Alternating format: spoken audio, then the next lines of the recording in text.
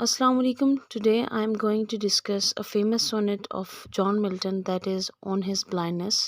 John Milton was born on 9 December 1608 and died on 8 November 1674. John Milton बहुत ही famous English poet थे और ये Puritan says से belong करते हैं। इन्होंने सिविल सर्वेंट के तौर पे सर्व किया था कॉमनवेल्थ ऑफ इंग्लैंड के लिए। इनके बेस्ट नोन वर्क्स के अंदर एपिक एक अकाउंट होती है पैराडाइज लॉस्ट, जो कि रिलीजियस पोएम है जिसका थीम इन्होंने बाइबल से लिया। अब सबसे पहले देखते हैं कि सोनेट किसे कहते हैं। सोनेट ऐसी पोम को कहते हैं, ऐसी पोइट्री को कहते हैं जिसके अंदर 14 लाइंस होती हैं।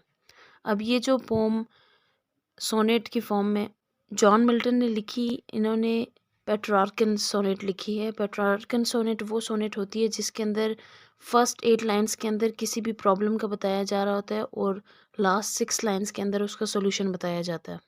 लेकिन ये पेट्रार्कन सोनेट होते हुए भी ये दूसरी पेट्रार्कन सोनेट से बिल्कुल अलग है, क्योंकि पेट्रार्कन सोनेट का ज़्यादातर मेनली थीम जो है वो लव होता है, लेकिन इसके अंदर ब्लाइंडनेस है।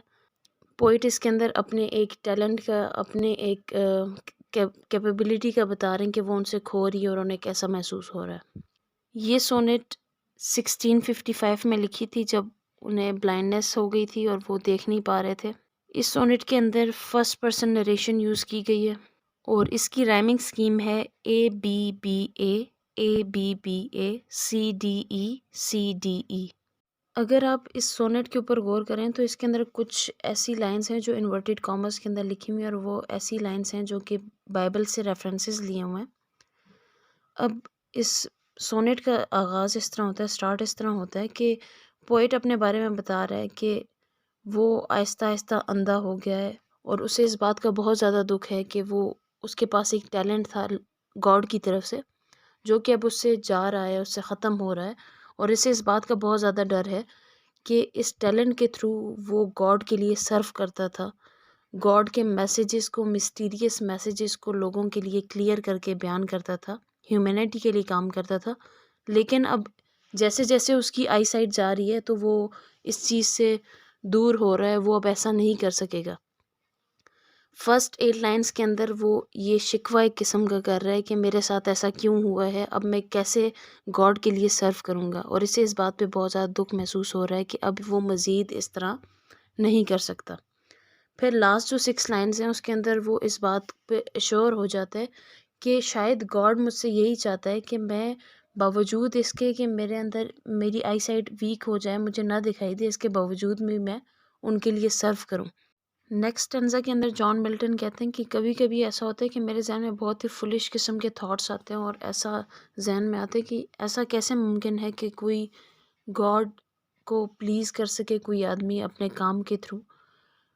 लेकिन फिर मेरे जहन में ये बात आती है, बाइबल की एक लाइन का उन्होंने रेफरेंस दिया हुआ है कि बेहतरीन इंसान वही है जो अपने काम के साथ मुस्तकिल रहे और उस काम को जारी रखे, उस चीज़ से गॉड बहुत ज़्यादा खुश होते हैं। जैसे कहते हैं कि सबसे बेहतरीन अमल वो है जो दायमी हो। फिर वो कहते हैं कि गॉड की किंगडम तो बहुत बड़ी है, उसके अंदर हज़ारों फरिश्ते हैं, उनके ऑर्डर्स को फॉलो करते हैं, ओबे करते हैं और कभी भी रेस्ट नहीं करते। इस बात को वो कंपेयर करते हैं उन लोगों के साथ जिन लोगों के अंदर टैलेंट होता है और वो गॉड के लिए सर्व करते हैं अपने आप को, अपने टैलेंट को। और अगर इसकी निस्बत हम ये देखें कि कुछ ऐसे फरिश्ते भी होते हैं जो सिर्फ गॉड के सामने खड़े रहते हैं और उन्हें सर्व करते हैं खामोशी से खड़े होकर, तो उनकी वैल्यू भी वैसे ही है जैसे उन फरिश्तों की जो उनके ऑर्डर ओबे करते हैं।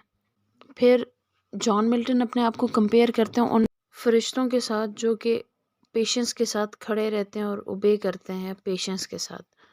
वो कहते हैं कि अब मैं इस बात पे बिल्कुल एश्योर हूँ, मैं बिल्कुल सेटिस्फाई हूँ इस बात से कि बेशक अब मैं उस तरह सर्व नहीं कर रहा, लेकिन मैं गॉड के लिए जिस तरह भी मुमकिन हुआ मैं सर्व करूँगा और मेरी वैल्यू वैसी ही रहेगी। अब इसके थीम्स को देखा जाए तो इसकी थीम्स के अंदर सबसे पहला थीम है लॉस। वो है ये कि उनका टैलेंट एक लॉस हो गया है।